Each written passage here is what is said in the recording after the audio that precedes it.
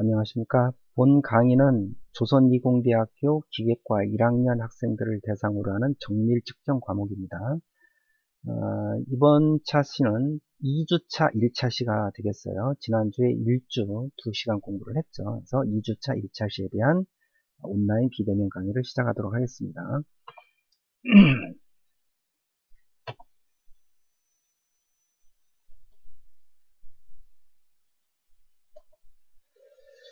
자, 오늘 공부할 내용은요, 측정의 역사, 그리고 측정을 이용하는 방법, 그 다음에 측정을 하는 기본 방법 등에 대해서 공부를 해보도록 하겠습니다.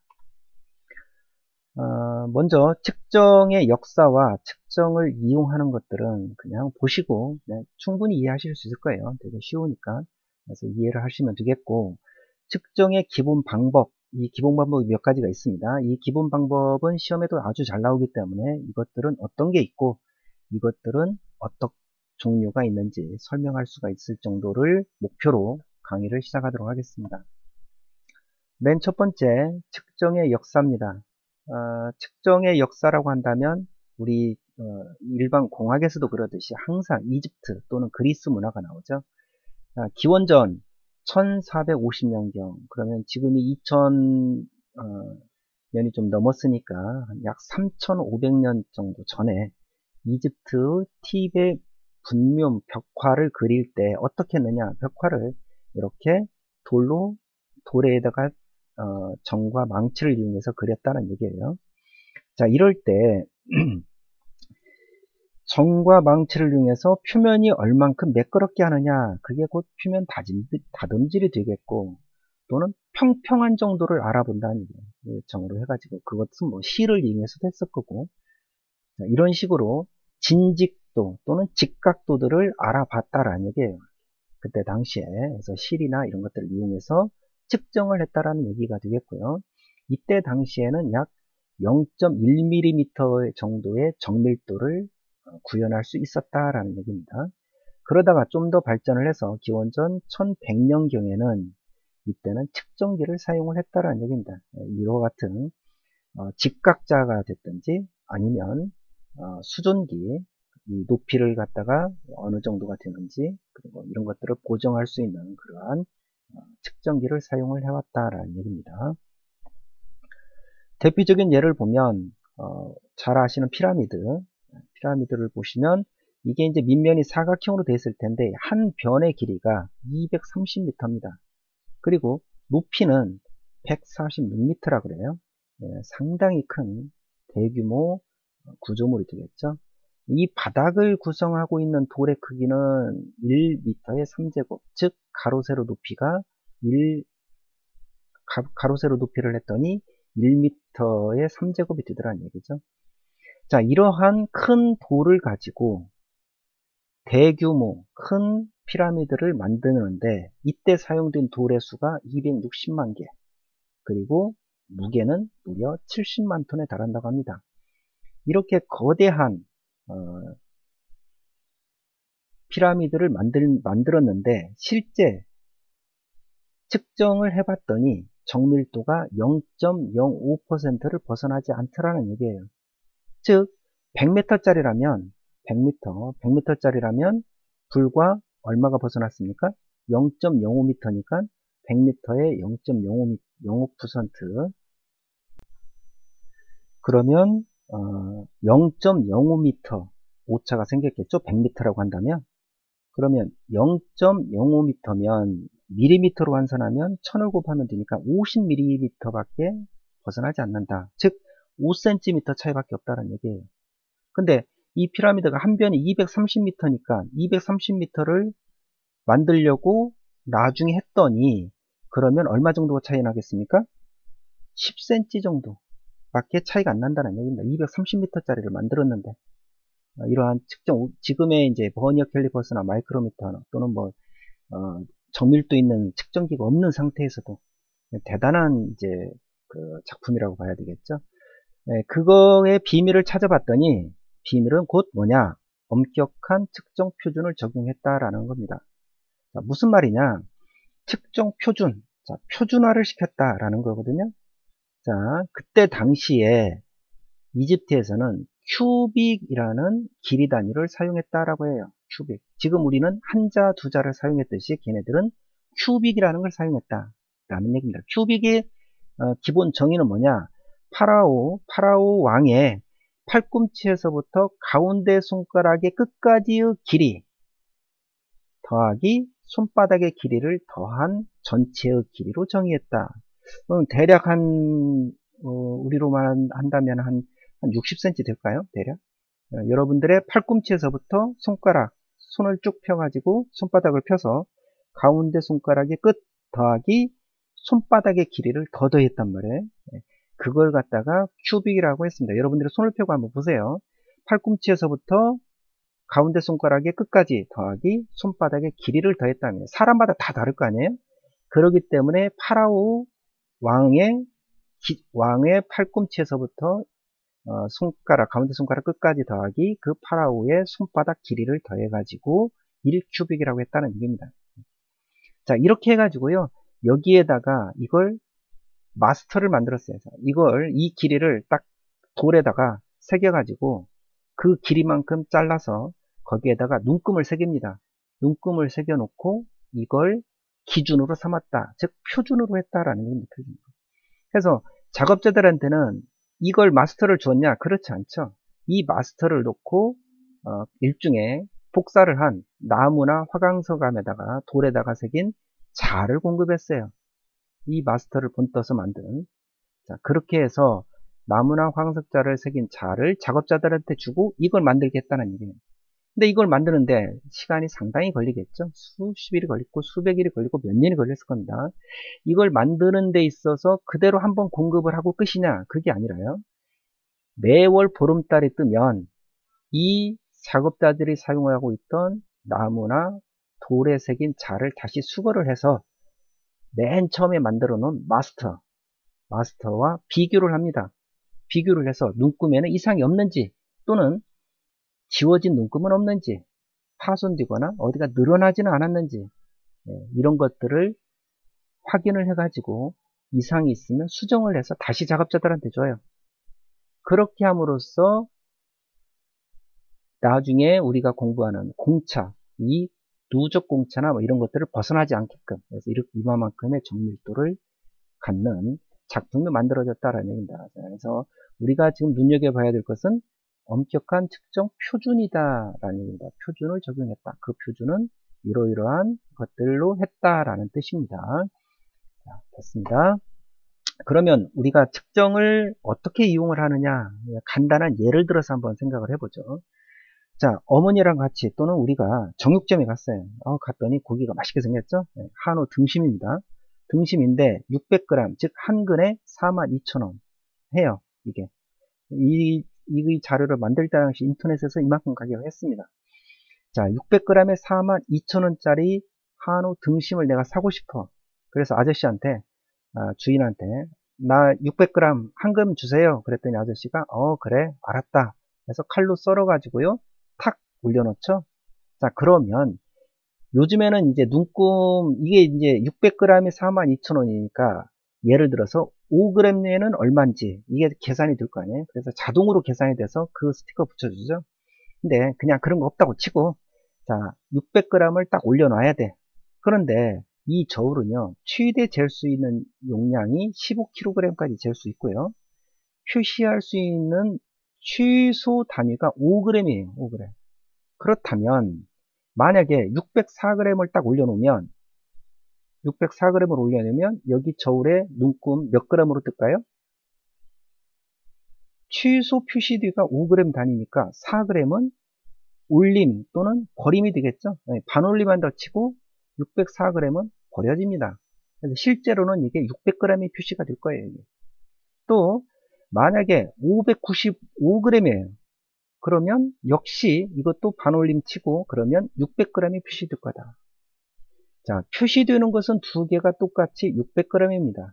그런데 실제 고기의 양은 604g짜리도 될 수 있고 595g짜리도 될 수 있다는 얘기예요.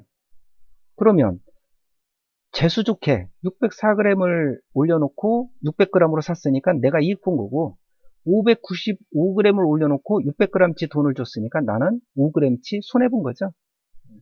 그래서 우리가 정육점에 가거나 물건을 살 때는 이 저울의 표시, 바늘로 표시되는 것도 있고 이렇게 숫자로 디지털로 표시되는 것도 있는데 여기에 민감할 수밖에 없는 거예요.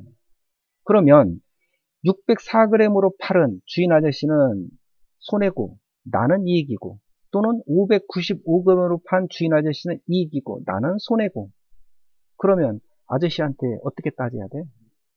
곤란하잖아요. 자, 이렇게 돼 있습니다. 만약에 정육점에서요 610g 이라고 한다면 610g으로 600g으로 팔았다면 700원이 플러스가 돼야 돼요. 590g으로 팔았다면 마이너스 700원이 돼야 됩니다. 700원이. 자, 그런데 이런 것들은요 이렇게 610g도 600, 590g도 600으로 친다라는 거예요. 왜 그러느냐? 약 1.5% 편차는 허용하자라고 규정이 되어 있습니다. 이게 계량법 시행령 15조예요. 그래서 사용 공차가 약 1.5%까지는 허용을 해라. 공차 나중에 이제 뒤에서 배웁니다. 즉 600g 플러스 1.5%인 10g 플러스 10g 또는 600g에 마이너스 1.5%인 10g, 즉 590g, 이 둘의 사이, 이 사이면 저울은 오케이다라는 거예요. 그래서 주인이 610g으로 줘도 좋고요, 590g으로 줘도 좋아요. 590g 주고 우리 보고 돈을 42,000원 내라 그래. 그러면 우리가 낸다? 안 낸다? 내야 맞겠죠. 허용을 한다 그랬으니까. 자, 다시 말씀드리겠습니다. 600g을 정확하게 하기는 어려워요. 그래서 플러스 마이너스 1.5%는 허용을 하라 라고 이렇게 돼 있다. 따라서 610g도 좋고 650g도 좋다라는 뜻입니다. 그리고 우리는 돈을 42,000원을 내면 되는 거예요. 무슨 뜻인지 아시겠죠? 그래서 이렇게 공차를 허용을 하더라 라는 얘기입니다. 그래서 이제 정육점에 가서 저울에 너무 문매이지 않아도 되겠죠? 그렇게 하시면 됩니다. 자, 그러면 이 측정을 어떻게 이용을 하느냐? 자, 여기서 먼저 말할까요? 자, 정육점 주인이 610g으로 팔면 항상 700원씩 손해를 보겠죠? 우리는 700원 이익을 보겠고, 만약에 정육점 주인이 590g으로 팔면 항상 한금 팔 때마다 700원씩 이익을 보고 우리는 700원씩 손해를 보는 거예요. 그러면 정육점 주인 입장에서는 590g으로 팔아야 되겠죠? 이렇게 팔아야 됩니다. 우리 입장에서는 이걸로 사야 되겠지만 그 다음 페이지에서 정확히 설명을 드리겠습니다. 이렇게 측정을 잘 이용하면 기업한테 높은 이윤을 준다. 어떻게 하는지 보겠습니다. 한 평에서 나오는 브랜드가 물맑은 한평쌀이라고 해서 이게 지금 20kg 짜리입니다. 20kg 짜리가 인터넷상에서는요 이게 얼마씩 하냐면 68,000원 해요. 한 포에 68,000원 20g 짜리 한 포가. 근데 이 농민이 하루에 1000포를 만들어서 판다고 쳐요. 인터넷으로. 자, 1000포를 만들어서 파는데 20kg을 상한으로 하면, 자, 20kg으로만 정확히 한다면 1000포를 만들면 2만 kg이 됩니다. 근데 만약에 1.5%를 허용을 하기 때문에 하한으로 만들어요. 이 쌀을 저울에 대봤더니 딱 20kg이 아니라 19.8kg이 돼도 좋다는 거니까 19.8로만 만들어 팔아요. 그러면 19.8kg로 만들면 1000포를 만들면 19,800kg이 됩니다. 자, 똑같은 1000포인데 하나는 딱 20kg 내용물이, 하나는 19.8kg으로 만들었다. 그랬더니 총 소요되는 쌀의 중량은 하나는 2만, 하나는 19,800으로 200kg이 전략이 됩니다. 이게 나쁘냐? 그렇지 않다니 허용을 한다니까 이것은. 19.8 이상만 되면 되는 거예요. 그러면 딱 19.8에 맞춰서 팔아도 돼. 우리가 이거 뜯고 저울에다가 쌀만 정확히 무게를 재보면 20kg라고 돼 있지만 20kg를 절대 안 넘을 거라는 얘기입니다. 대부분이 이 밑으로 돼 있을 거예요. 자, 그래서 200kg를 전략을 합니다. 200kg을. 그러면 200kg이니까 10포겠죠? 하나가 20kg이니까 10포, 즉 10%의 이익이 생겨요. 1000포 중에서 10포니까. 1%네요. 자, 그러면 맨 처음에 1000포를 팔아가지고 68,000원씩 1000포를 팔면 6,800만원이 되고요. 200kg 전략한 놈, 이놈을 다시 10포를 만들어서 팔면 68만원이 됩니다. 그러면 총 6,868만원의 매출이 생기는 거예요. 그러면 A라는 사람은 내용물을 딱 20kg로 맞춰서 1000포를 팔았고, B라는 사람은 19.8kg으로 맞춰서 1000포를 팔고, 그 나머지 200kg를 가지고 다시 1010포를 파는 거죠. 그러면 68만원이라는 이익을 더 본다는 얘기입니다. 무슨 말인지 이해하시겠죠? 자, 이런 식으로 측정을 이용을 한다. 허용 오차를 우리 뒤에서 배웁니다. 이런 것들을 이용을 해서 높은 이윤을 확보할 수 있다. 이제 앞으로 쌀을 사가지고 뜯어서 무게를 재보고 이거 20kg이라고 돼 있는데 왜 20kg은 안 되지? 라고 무작정 항의를 하면 안 됩니다. 그래서 이 편차, 즉 플러스 마이너스 1%, 얘는 곡물 같은 경우는 1%라고 되어 있습니다. 1%의 경우는 허용을 한다라고 했기 때문에 그 1%를 벗어나는지 안 벗어나는지를 확인한 다음에 벗어나면 항의를 해야 되겠죠. 그런 식으로 되어 있습니다. 자, 측정은 이렇게 이용하더라라는 거고요. 측정의 의미로서 측정, 계측, 검사는 지난 시간에 다 했습니다. 이게 계측이 포함을 한다 그랬고 검사는 좀 다르죠. 합격, 불합격으로 나오고. 자, 이건 넘어가도록 하겠습니다. 자, 마지막입니다. 측정의 기본 방법 4가지 공부하도록 하겠습니다. 첫 번째가 직접 측정. 직접 측정은 다이렉트 메저먼트라고 하는 절대 측정이라고도 합니다. 무슨 말이냐면 직접 측정한다 말 그대로 되어 있습니다. 눈금 있는 측정기를 사용해서 측정하고자 하는 부품에 직접 접촉시켜 눈금을 읽으며 측정하는 방법이다. 우리 3cm 자로 연필을 측정한다. 그게 직접 측정이에요. 네, 이렇게 자를 이용해서 직접 측정을 합니다. 자, 이거 많이 보셨는지 모르겠습니다. 이게 지금 디지털로 되어 있는 거고요. 여기에 없는 것도 있습니다. 자, 이걸 마이크로미터라고 해요. 여기 이 길이를 측정을 하고 있습니다. 이게 직접 측정하는 거죠. 접촉시켜서 직접 측정합니다. 이건 마이크로미터라고 해서 이걸 돌려가지고 측정을 하는데 나중에 배웁니다. 이거가 이제 블록 게이지인데요. 이 게이지를 여기부터 여기까지 두께를 지금 측정을 하고 있습니다. 이런 식으로 직접 계측기를 이용해서 물건에 접촉을 시켜가지고 측정하는 방법, 이게 직접 측정, 다시 말해서 절대 측정이라고 합니다. 자, 예를 보죠. 스틸자, 우리 30cm 자인데 이게 스틸로 되어 있다는 겁니다. 버니어 캘리퍼스, 마이크로미터, 측장기. 측장기는요, 길이를 측정하기 위한 계측기인데 다른 이런 것들보다도 상당히 정밀도가 있게 측정을 합니다. 자, 밑에 있는 그림인데요. 이게 버니어 캘리퍼스가 정확한지를 측정하는 측장기예요. 자, 이 버니어 캘리퍼스가 정확한지 그걸 측정을 한다라는 거고, 이건 마이크로미터, 이런 것들을 측정하는 측장기고요. 이것은 뒤에 나오는 한계 게이지들을 측정하는 그러한 계측기입니다. 이런 것들, 이게 다 직접 측정한다. 접촉시켜서 다 측정하고 있잖아요. 이런 식으로 하는 게 직접 측정이다. 장점, 측정 범위가 넓다. 상당히 넓은 범위를 측정할 수 있다라는 얘기고요. 두 번째, 피측정물의 실제 치수를 직접 읽을 수가 있다. 세 번째, 양이 적고 종류가 많은 제품의 측정에 적합하다라는 얘기입니다. 양이 많고 종류가 많으면 이 측정하는데 너무나 힘들겠죠. 그래서 적은 경우에 측정하는 게 맞다. 단점 보겠습니다. 측정하는데 시간이 오래 걸린다. 되게 오래 걸리는 편입니다. 다른 거에 비해서. 두 번째, 눈금을 잘못 읽기 쉽다. 눈금을 여기 읽어야 되는데 잘못 읽을 수가 있다라는 얘기입니다. 그래서 이게 이제 숫자로 나오는 디지매틱이라고 하는 그런 것들도 있습니다. 측정기가 정밀할 때는 측정을 할 수 있는 조작의 고도의 숙련이나 경험이 필요하다라는 이런 것들도 마찬가지입니다. 아무나 측정하면 값들이 오류가 생길 수가 있어요. 그래서 숙련이 필요하다라는 얘기입니다. 이게 직접 측정이고요. 두 번째 보겠습니다. 비교 측정. 비교 측정이라는 얘기는 컴패러티브, 즉 비교를 함으로써 안다라는 얘기입니다. 다시 말씀을 드려서 이미 알고 있는 표준의 양, 이거하고 비교로서 측정한다. 자, 대표적인 방법이요. 이게 다이얼 게이지라고 합니다.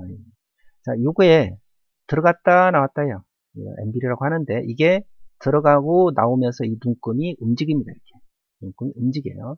이 뒷면에는 홀이 있어가지고 이러한 거치대에다가 거치를 해놓을 수 있습니다. 이것은 지금 디지털로 되어 있는 거고 이건 아날로그죠. 거치를 해놓고 이게 정반이라고 하는 석정반, 돌로 되어 있는 석정반입니다. 이걸 MB를 위로 올렸다가 내렸다 이렇게 할 수 있는 거예요. 그런 식으로 할 수 있게 되어 있습니다. 자, 예를 들어서 기준면인데 이 정반, 기준면에 이 눈금을 0에다 딱 맞춰요. 이 겉에 면이 돌아갑니다. 눈금이 돌아가서 0에다가 딱 맞춰요. 바늘을 0에다 맞춰놓고 어느 부품 위에다가 다시 얘를 올려놔요. 똑같은 상태에서. 그러면 이만큼 쏙 들어갔잖아. 그러면 이만큼 움직인 만큼 눈금이 움직여간다. 그러면 여기 눈금 제로에서부터 이만큼 움직였다라고 한다면 이 눈금을 읽으면 돼요. 이 눈금을. 자, 여기가 지금 자세히 잘 안 보이겠지만, 자, 이 눈금 한번 읽어볼까요? 자, 한번 읽어보도록 하겠습니다.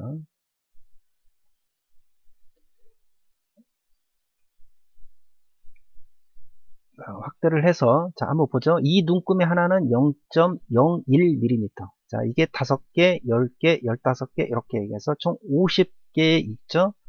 그렇기 때문에 얘는 0.5mm까지 측정할 수 있는 거예요. 만약에 여기 올려놨더니 눈금이 여기까지 왔어요. 0에서 시작했는데 그러면 40, 41, 42.5 정도 되겠죠? 네, 그러면 0.41mm가 되겠죠. 네, 나중에 이거 측정하는 방법을 다 배웁니다. 그런 식으로 측정을 하더라. 이건 뭐냐? 이게 한 바퀴 넘어버릴 수가 있어요. 그러면 이게 넘는 휘전수입니다. 휘전수. 그래서 이게 한 바퀴, 두 바퀴, 세 바퀴, 네 바퀴 뭐 이런 식으로 휘전수까지 표시를 하고 있습니다. 그런 식으로 측정을 하는 게 비교 측정이다 라는 겁니다. 비교 측정. 이해하시겠죠? 자, 이번에는요. 이 바닥면이 그냥 정반이 아니라 좀 높이가 더 있다든지 하는 경우입니다. 이 바닥 위에다가 블록 게이지라고 상당히 정밀한 이 게이지 블록을 놉니다. 이 게이지 블록이 예를 들어서 10mm 짜리야. 10mm 짜리를 0에다 맞춰놨어요. 그리고 나서 어느 부품을 올려놨더니 약간 움직였어. 자, 움직인 길이가 예를 들어서 0.2mm라고 쳐요. 그러면 이 부품, 이 높이는 바닥면에서부터 이 높이까지는 얼마일까요? 이 게이지 블록이 10mm야. 그리고 이게 0.2가 더 움직였어. 그런다면 10mm 더하기 이 높이만큼 움직인 0.2mm에서 10.2mm가 되는 거죠. 이해하시겠어요? 네. 이런 식으로 측정하는 방법, 이게 바로 비교 측정입니다. 이 량을 알고 그리고 움직인 눈금만큼만 더해서 측정하는 방법, 또는 이 눈금보다 빠져요. 그럼 빼주면 돼요. 그런 식으로 측정하는 게 바로 비교 측정이 되겠고요. 방금 설명한 이거를 이쪽으로 옮겼을 때 이 바늘의 움직인 거리를 더해주면 되겠다라는 얘기입니다. 만약에 지름을 측정하고 싶어요. 지름. 역시 마찬가지입니다. 이것도 다이얼 게이지가, 이건 인디게이터라고 하는 거예요. 다이얼 게이지로도 가능합니다. 쭉 옮겨가요. 이쪽으로. 쭉 옮겨가서 가장 높은 점이 맨 처음과 똑같으면 되죠. 맨 처음과. 또는 얼마만큼 움직였는지 바늘이. 그래서 더해주거나 빼주면 됩니다. 네, 이런 식으로 블록 게이지의 높이는 이미 우리가 알고 있으니까, 블록 게이지나 게이지 블록이나 같은 이야기입니다. 이 높이는 이미 알고 있기 때문에 실제 측정하고자 하는 제품을 측정하는 방법, 이게 비교 측정이다라는 얘기입니다. 장점은요, 장점은 여러 가지 높은 정밀도를 쉽게 측정할 수 있어요. 상당히 정밀도가 높겠죠. 아까 직접 측정하는 스틸자나 이런 것들보다. 또 제품의 치수가 불균일한 것도 계산 없이 할 수 있다. 여기가 만약에 불균일해요. 높이가 높고 낮은 게 있으면 여기를 쭉 움직여 보면 이 바늘이 움직인다라는 얘기입니다. 그래서 불균일한 것도 계산 없이 할 수 있다. 길이나 면 등 각종 형상 측정과 공작 기계의 정밀도 검사, 자동화 측정에 상당히 많이 쓰고 있습니다. 그래서 여러분들이 이제 CNC, NC 가공을 배울 때도 이 다이얼 게이지는 엄청 많이 사용을 할 겁니다. 단점 보겠습니다. 제품의 치수를 직접 읽을 수는 없겠죠. 간접 측정이니까 비교 측정이기 때문에 측정 범위가 좁다. 이게 많이 돌아가 버리면 측정할 수 없기 때문에 측정 범위가 좁습니다. 기준이 될 정밀 치수로 된 표준 게이지가 필요하다. 즉 게이지 블록, 다른 말로 블록 게이지가 필요하다라는 뜻입니다. 이런 게 단점이 되겠죠. 자, 첫 번째로 직접 측정, 두 번째로 비교 측정 공부했고요. 세 번째 간접 측정. 아까 다이렉트가 있었고 다이렉트의 반대말은 인이 붙어서 인다이렉트 간접 측정이 되겠습니다. 자, 간접 측정은요 무슨 말이냐면 측정을 해야 될 것과 일정 관계에 있는 다른 것을 측정해서 수학적 계산에 의해서 측정하는 방법이다. 즉 내가 측정하고자 하는 거를 측정하는 게 아니라 그거하고 관련 있는 걸 측정을 해요. 그래서 그걸 수학적으로 내가 최종적으로 원했던 그 치수를 측정을 해내는 게 바로 간접 측정이다 라는 얘기입니다. 대표적인 게 이건데요. 이게 사인바라고 합니다. 사인바. 사인, 이 사인 있죠? 사인 코사인 할 때. 그리고 바는 막대라는 뜻이에요. 자, 이 중심부터 이 중심까지 일반적으로 100mm짜리가 되게 많습니다. 이걸 가지고 어떻게 측정을 하냐면요. 자, 내가 이 제품이 있습니다. 지금 이 회색으로 되어 있는 이 제품. 이 회색으로 되어 있는 제품의 이 각도를 측정하고 싶어. 각도를. 그러면 이 각도를 측정하기 위해서 이 사인바를 기울여 놓습니다. 기울여 놓아요. 밑에다가 하나를 받쳐야 되겠죠? 블록 게이지를 받치면서 기울여 가지고 한 면이 일정하게 똑같은지 바늘이 움직이지 않게, 이게 움직이지 않는다는 얘기는 이게 수평이라는 얘기잖아요. 그렇게 되게끔 블록 게이지를 쌓아요. 또는 하나로 쌓아 놓고 나면 이제 이 면이 수평이니까 이 각도를 알면 되겠죠. 이 각도. 즉 이 각도. 자, 이 각도를 세타라고 한다면 이 각도도 역시 세타가 된다. 왜 그렇습니까? 이게 엇각이라 그렇습니다. 우리 흔히 말하는 엇각. 정반 위에다가 사인바를 놓고 내가 측정하고자 하는 제품을 수평으로 맞춘다. 그러면 그때의 각도를 알려면 이 사인바의 각도를 알면 된다라는 뜻이에요. 자, 그러면 사인이기 때문에 사인, 이 세타, 사인 세타는 이렇게 되죠. 이렇게. 사인, S자 이렇게 쓰잖아요. 스펠링을 필기체로. 따라서 이거분의 요거, 빗변분의 요거. 즉, 이 길이를 L이라고 한다면 이 큰 놈 높이를 대문자 H, 작은 놈을 소문자 H라고 한다면 빗변분의 높이에서 L분의 H, 대문자 H 마이너스 소문자 H가 됩니다. 그런 식으로 이루어지겠죠. 따라서 세타만 구한다면 사인 인버스하고 그대로 들어가죠. 이건 계산기 누르시면 됩니다. 자, 이런 식으로 측정을 합니다. 나중에 뒤에 가서 좀 더 설명을 드리도록 하겠습니다. 그래서 이렇게 각도를 측정을 할 때 직접 각도를 측정하는 게 아니고요. 각도를 측정하는 게 아니고 이 길이, 이 두 개의 길이만 알면 이 각도를 알 수 있다는 거예요. 그죠? 사인에 의해서.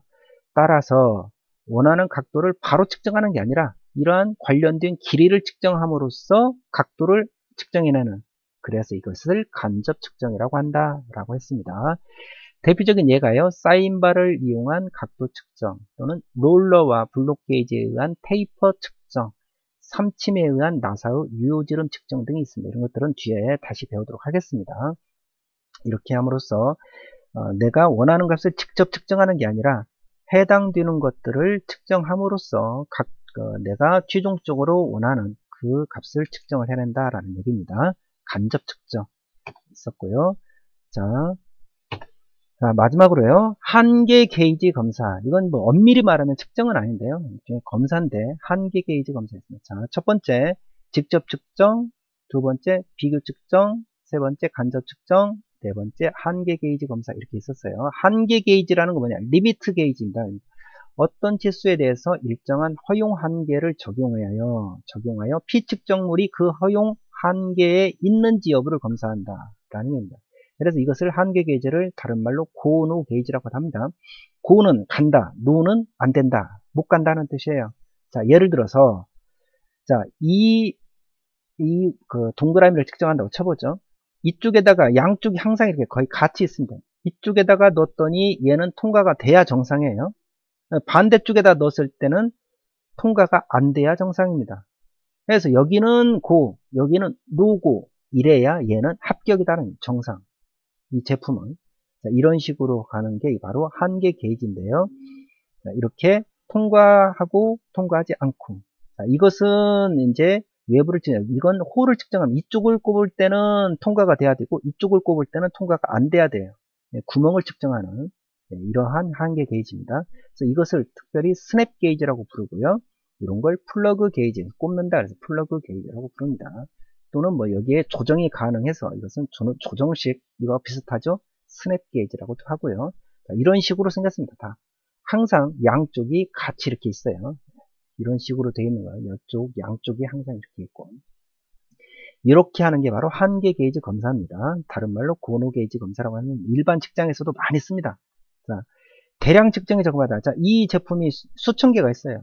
그럼 일일이 치수를 재서 할 게 아니라 한쪽은 통과해야 되고 한쪽은 통과 안 해야 되고 그러면 이게 그렇게 된다면 합격이죠. 만약에 둘 다 통과돼요? 그러면 불합격인 거예요.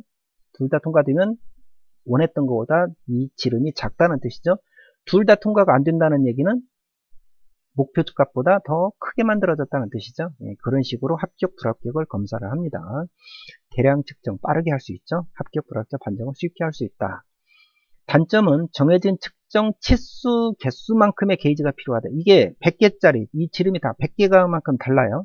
그러면 100개의 한계 게이지가 있어야 된다는 뜻이죠. 예, 만큼의 한계 게이지가 필요하고요.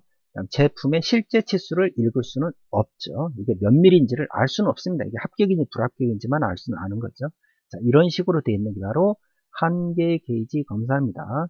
측정의 기본 방법 4가지 공부하셨는데요. 직접 측정, 아까 스텔자나 이용한 것들 직접 측정, 그 다음에 비교 측정, 비교 측정은 아까 공부를 했던 요 같은 비교 측정, 그리고 나서 간접 측정, 마지막으로 한계 게이지 검사 이렇게 4가지가 있었고요. 이거에 대한 특징 그리고 그 예들을 잘 알아두셨으면 좋겠습니다. 자, 문제를 하나 몇 개 풀어볼까요? 1번 길이 측정에 사용되는 공구가 아닌 것은 시험이 이렇게 나와요. 과거에 이렇게 나온 적이 있어요. 버니어 캘리퍼스, 사인바, 마이크로미터, 측정기 우리 아까 공부했었죠. 길이 측정, 직접 측정, 스틸자, 버니어 캘리퍼스, 마이크로미터, 측정기 이런 것들이 다 길이 측정에 사용하는 겁니다. 사인바는 뭐였습니까? 각도 측정에 사용하는 거였죠. 두 번째 문제입니다. 주로 각도 측정에 사용되는 측정기는 사인바죠. 공부했습니다. 자, 아까 했었죠. 자, 이 각도를 측정하고 싶어요. 제품은 이 위에 이렇게 평평하게 있을 겁니다. 윗면은 평평하게 있을 텐데요. 자, 이 각도를 측정하기 위해서 이 길이는 우리가 100으로 알고 있고 높이만 알면 돼. 근데 이 블록 게이지는 우리가 다 알고 있습니다. 자, 그러면 높이라는 것은 여기서 여기만큼이겠죠. 즉 대문자 H에서 소문자 H만큼의 뺀 거, 즉 이 삼각형이니까 그래서 빗변분의 높이, 즉 빗변은 L, 높이는 대문자 H 마이너스 소문자 H가 되겠죠. 그러면 사인이기 때문에 빗변분의 높이, 즉 사인 세타는 L분의 대문자 H 마이너스 소문자 H 이렇게 되겠죠. 그래서 정답은 1번이 되겠습니다. 자, 충분히 이해하실 수 있을 거라고 생각하고요. 만약에 조금은 헷갈리시는 분들이 있다면 자세히 한번 들여다보십시오.